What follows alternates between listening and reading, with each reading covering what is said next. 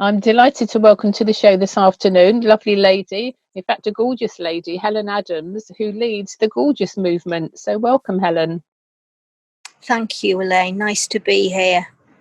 So the Gorgeous movement is a wonderful name. How did you come across the name, and what does the Gorgeous movement do?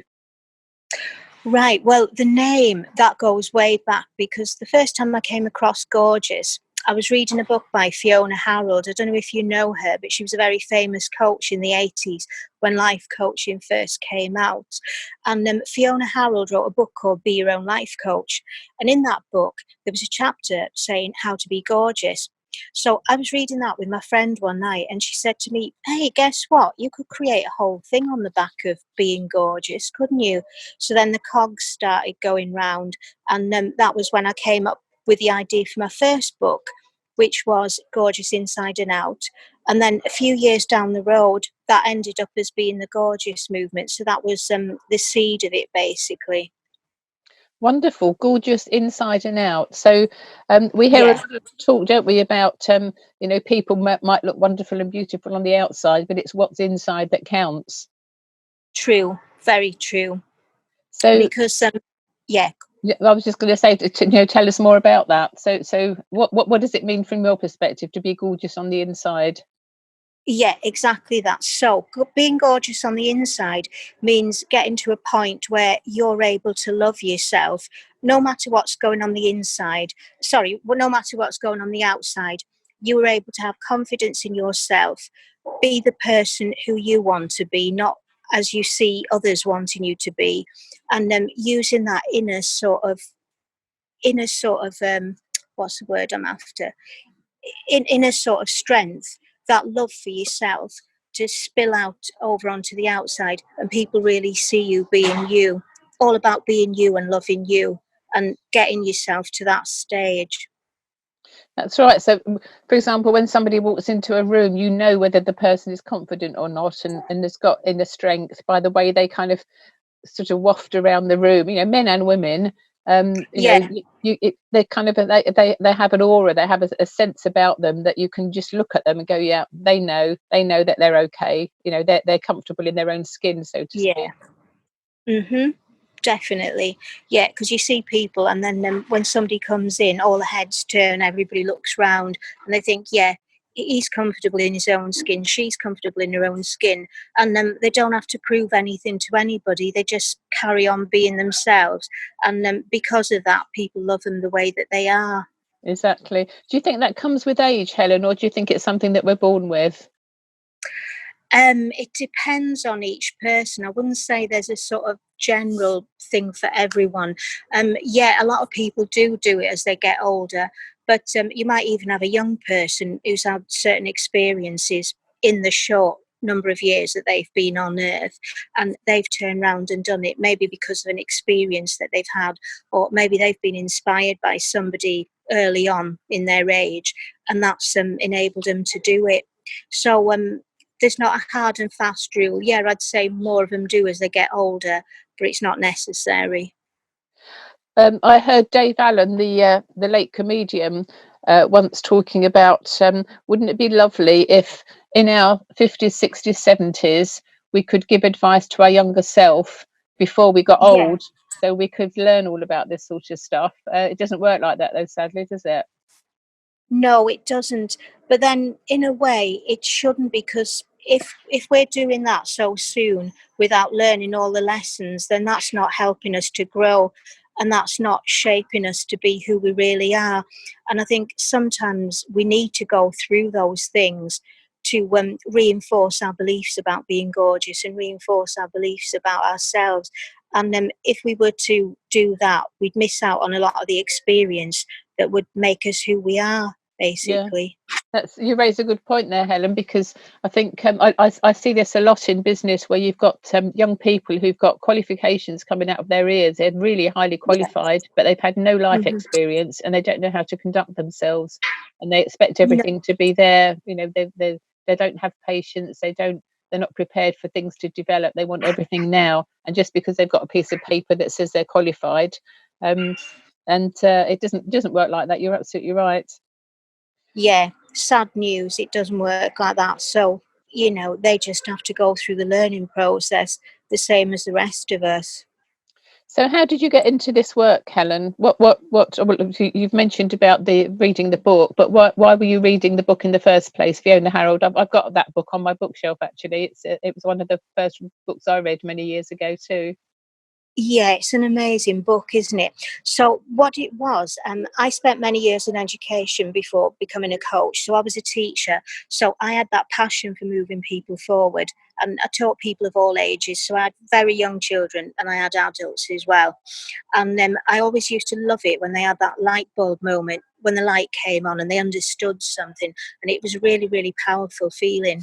And I got to the stage in my last job. I was a music teacher in a little primary school, and I just made a kids' orchestra from scratch, and it had won a silver medal in its first competition. That took me 3 years, and that was one of my proudest things.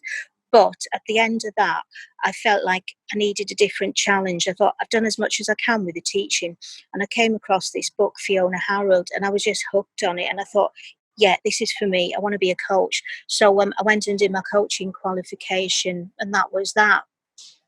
So how long ago was that, Helen? That was in 2009. But, we were saying about life lessons and things like that. So I did coaching until, say, 2010, and then I wrote my book in 2011.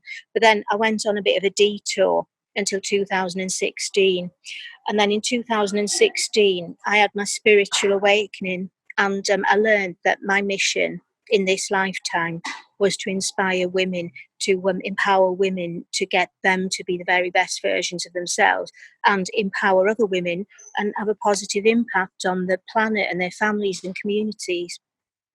I love the idea of that, and I love the idea of kind of spreading a gorgeous movement. So Yeah, how is this? So it's early days, although it's a few years still, but nothing wonderful happens overnight usually, does it? It takes a while to no, develop. You refine your no, thinking as you're going along, as etc., and tweaking. So yeah, it's work in progress. You've got your new website coming on the stream this year, yeah. which is hmm thegorgeousmovement.com, I believe. Yeah, that's correct. So what kind of things will we expect to see on the website? How are you going to be helping and supporting people? Okay, so we have a number of different programs to help all kinds of gorgeous women.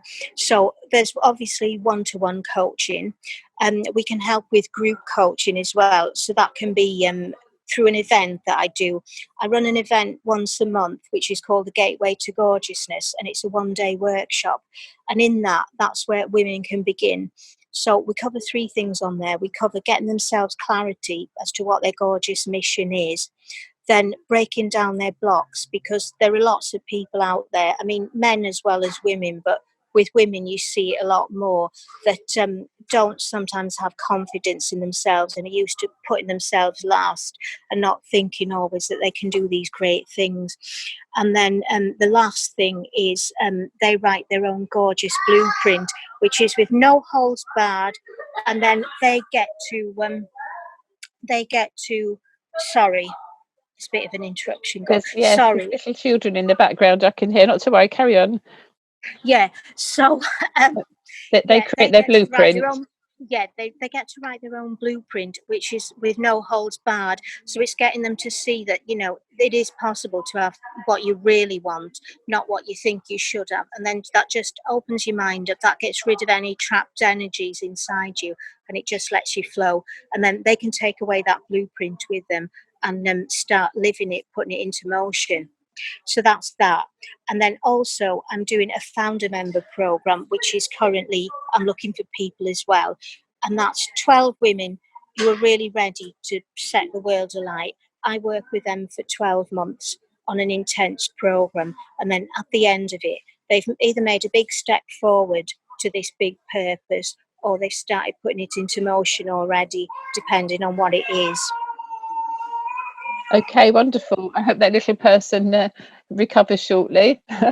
So Yeah, this is a great title, and I love the name, Gateway to Gorgeous. That's a fantastic gorgeousness. gorgeousness. Yeah, Gateway to Yeah, Gorgeous. That's a fantastic yeah, title. So yeah. I think we're going to probably have to Have they moved? Yeah, You're I'm moving. moving. Okay. Yeah, Yeah. so I'm doing it over here. It's a lot Okay. better now. Yeah. Yeah, Okay. Doke.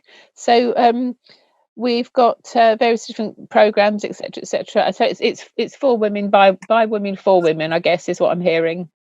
yeah, sure. And then there's also going to be a learning area on the website where I'll have these download trainings that people can download, and that's the one version of the gateway one, and then the other one will be a vision board one, because a lot of women don't have a vision, and that could be one of the first ways to sort of get them into being gorgeous and knowing who they really are.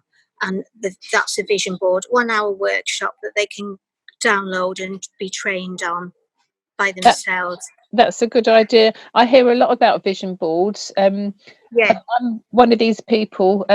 They say that we think in pictures, so we have a vision in our minds of where we're going and what we're seeing.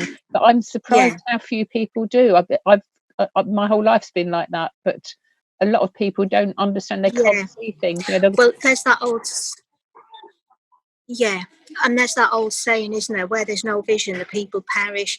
And I think I read something the other day. It was like only 3% of people had a vision board or plans for their life. Everybody else just drifts along, which was a bit of a surprise. Yeah, I didn't realise the figure was so low. 3%. That's shocking, really, isn't it? Yeah, it is. It's really, really bad. So we need to open people up. I think the biggest thing is they just have to believe that they can do it, and a lot of them don't. So this is the area we have to work on. I think getting people to believe what's out there and what's possible. Yes, and an easy way to do that is to actually experience it, isn't it? To partner with people who are doing it already, and kind of by osmosis, it's almost it's infectious, isn't it? If you're mixing with the right Yeah, people with a positive definitely. mindset, everything Yeah, comes together, doesn't it?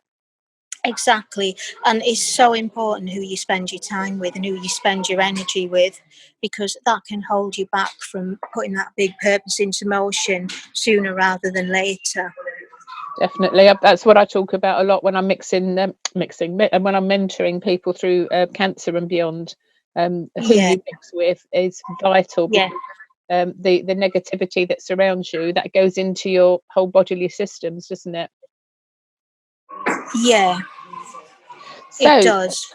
okay, so you've got this site that's going to be developing over the year, which Hmm. is great. The Yeah, gorgeousnessmovement.com. Um, the are you on gorgeous movement. thegorgeousmovement.com? Yeah. Okay, and Hmm. are you on Facebook, Helen? Yes, I am. We've got a group called the Gorgeous Movement. We started it in July. We've now got 378 members and growing. So anyone's welcome to come along on there. There's lots of inspirational things. You've got lives there. You've got tips. You've got little posts helping you to get where you want to go. And then, you can get a lot of value just by being a member of that group. That's fantastic. So that's on Facebook, the Gorgeous Movement. Brilliant. Yeah. Hmm. So we'll look out for that, Helen. Thanks for being on the show today. I asked guests to come up with 2 songs. So you've chosen All You Need Is Love by the Beatles and No Limit Yeah. by Two Unlimited. Why did you Yeah. choose those? Right. Well, All You Need Is Love. When I first heard the song, everybody thinks about man and woman loving each other, or 2 men, 2 women, whatever it is, a physical relationship. But it's a lot more than that, because when you look at what he's actually singing, everything that you need to do, you do it with love. And that's the root of everything. If you do something with love, then it'll work, it'll spread, it'll have a positive impact. So all you need is love goes way further than what you think it does. Does that make sense? Yeah, absolutely. Yes, there's an awful lot of really cool messages in songs. If we only were able to listen to the lyrics a lot deeper. So yeah, that's the deep meaning. So that's we'll play that shortly. And the other one, No Limit by Two Unlimited. No, yeah.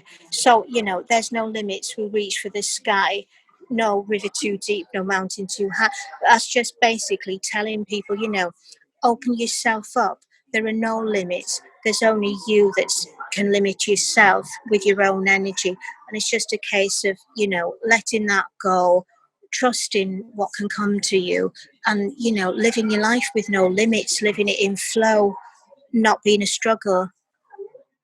Wonderful. So those two songs are coming up for you. Thank you very much, Helen Adams from the Gorgeous Movement. Thank you, Elaine.